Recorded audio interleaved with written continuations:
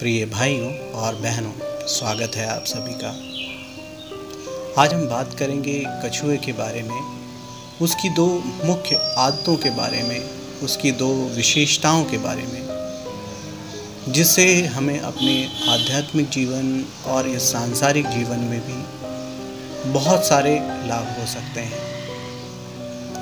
उसमें से जो पहला है वो ये है कि कछुआ जो समुद्र में रहता है, जब वो अंडे देता है तो वो अंडे समुद्र में नहीं देता, समुद्र के बाहर बालू में देता है और उस बालू में अपने अंडों को छुपा देता है। इसके बाद में वो पानी में हजारों किलोमीटर दूर तक चला जाता है, परंतु उसके अंदर ये पहली खासियत है, वो ये है कि वो उन अंडों को छोड़ता नहीं है। वो उस अंडों के साथ में मानसिक रूप से सदा ही जुड़ा हुआ रहता है। वो हर पल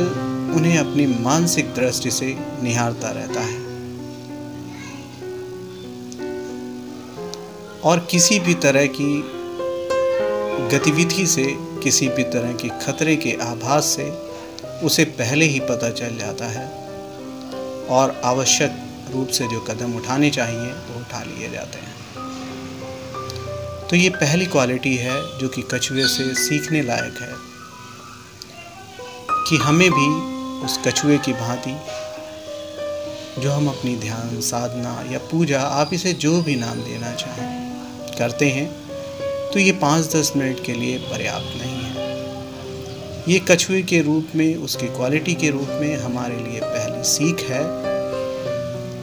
कि हम भी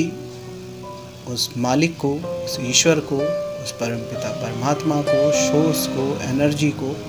इसे आप जो भी नाम देना चाहें, ये आपके ऊपर निर्भर है। उसे अपनी पृष्ठभूमि में अपने मानसिक रूप से अंदर उन्हें सदा ही धारण कर लेना चाहिए, सदा ही उन्हें अपने दिल में छुपा लेना चाहिए, क्योंकि ये जगह है जहाँ से सारी चीज़ें सर्कुलेट होती हैं। यह विशेषकर भावनाओं का क्षेत्र है, जहाँ पर हर तरह की भावनाएं आती हैं, चाहे वो दुख हो, कष्ट हो, तकलीफ हो, सुख हो, प्रसन्नता हो, किसी भी तरह का एहसास का जो मेन बिंदु है वो हमारा हृदय ही है। तो हृदय में अपने उस ईश्वर को, उस परमात्मा को, उस सोर्स को छिपा लें और उसके साथ में मानसिक रूप से सदा ही जुड़े रहें, ताकि आप एक पल के लिए भी उनसे विमुख ना हो और हर तरह की गतिविधि में हम संलग्न रह सकें। अर्थात ये सतत स्मरण विकसित करने का सबसे नायाब तरीका है। अब जो दूसरी क्वालिटी है कछुए के बारे में, वो ये है कि कछुए को जब भी किसी खतरे का भान होता है या वो कोई खतरे का निशान देखता है, तो अपने हाथ, पैर और सर को सिकोड़कर अंदर चला जाता है,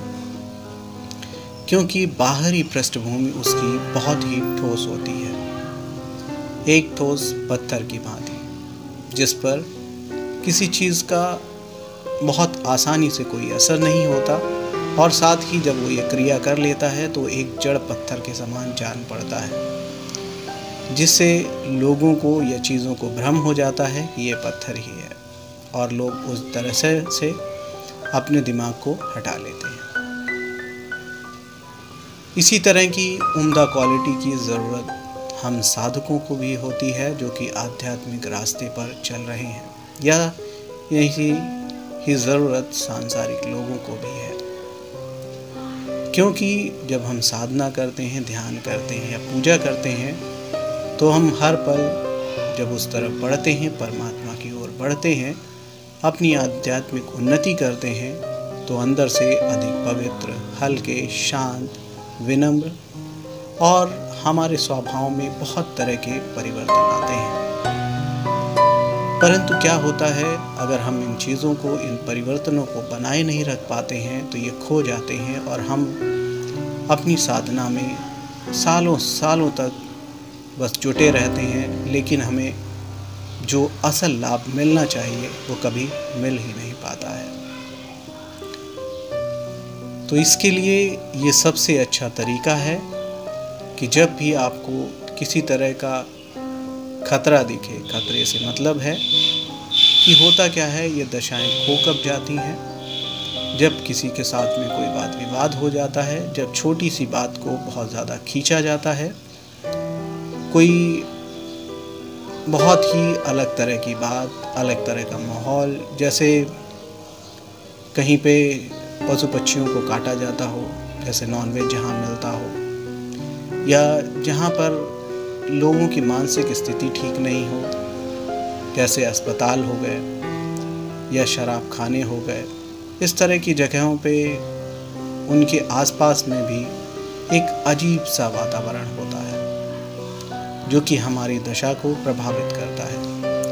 वैसे ही सबसे ज़्यादा जो प्रभाव करने वाली चीज़ें हैं वो हमारे आसपास के लोग हैं जिनसे हम अक्सर मिलते जुलते रहते हैं। उनकी दशा का हमारे ऊपर अधिक प्रभाव होता है, क्योंकि हम उनकी दशा में जो चीज़ें हैं हम वैक्यूम बन जाते हैं और उनको खींच लेते हैं और हम पुरानी अपनी दशा में वापस चले जाते हैं, यानी वैसे ही अपवित्र। यहाँ अपवित्रता का मतलब या पवित्रता का मतलब समझा पाना थोड़ा कठिन है। पवित्रता का मतलब अगर आप सीधे से समझना चाहें तो जैसे हम जब कहीं धार्मिक स्थानों पर जाते हैं तो एक तरह की पवित्रता की हमें अनुभूति होती है, पर क्या वो असल पवित्रता है? नहीं, ये एक्चुअली में आर्टिफिशियल पवित्रता बनाई गई है। उससे कई गुना अधिक पवित्रता हमारे भीतर है और जैसे जैसे हम आध्यात्मिक आयामों को छूते जाते हैं ये पवित्रता और हल्कापन बढ़ता जाता है।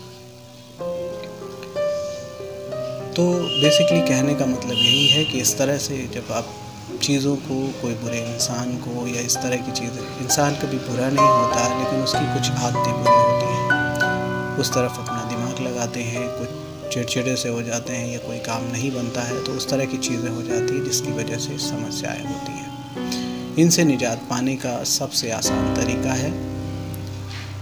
कि जैसे ही हमें लगे कि हम किसी तरह के विचार में या किसी तरह की इस तरह की गतिविधि में फंसने वाले हैं या किसी ऐसी जगह जहां हमें नहीं जाना चाहिए और हम चले गए हैं, तो तुरंत ही उस कछुए की तरह हम अपने भीतर, अपने हृदय में चले जाएं और उस स्रोत रूपी, उस परमात्मा रूपी, उस परमपिता रूपी, उस ईश्वर, खुदा या अल्लाह, आप जो भी इसे नाम देना चाहें वो नाम दे सकते हैं, उसके साथ में जुड़ जाएं और आप पाएंगे कि आपके भीतर वो दशा बनी ही रहती है और बाहर की किसी भी चीज़ों से आप प्रभावित नहीं होते हैं। ये दो चीज़ें हैं जो कि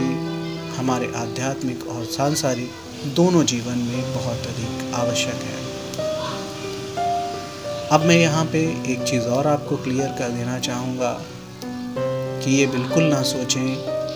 कि जो पहली वाली स्थिति है यानी सतत स्मरण वाली या दूसरी वाली स्थिति है कि किसी भी तरह की चीज़ों से अपने आप को खींच के उस सोर्स के साथ जोड़ लेने का काम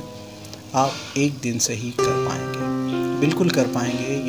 ये बात होती है आपकी सेंसिटिविटी की, लेकिन एक दिन में पूरी तरह से नहीं होगा। इसके लिए आपको कुछ दिनों तक सतत रूप से प्रयास करना पड़ेगा। इसके बाद में ये बहुत ही आसानी से हो जाएगा और ज़िंदगी आप बड़े ही मज़े से रह सकते हैं बिना अपनी दशाओं को खोए हुए। तो मुझे लगता है कि आपको आज कुछ अच्छी जानकारी मिली होगी। तो आज के लिए बस इतना ही।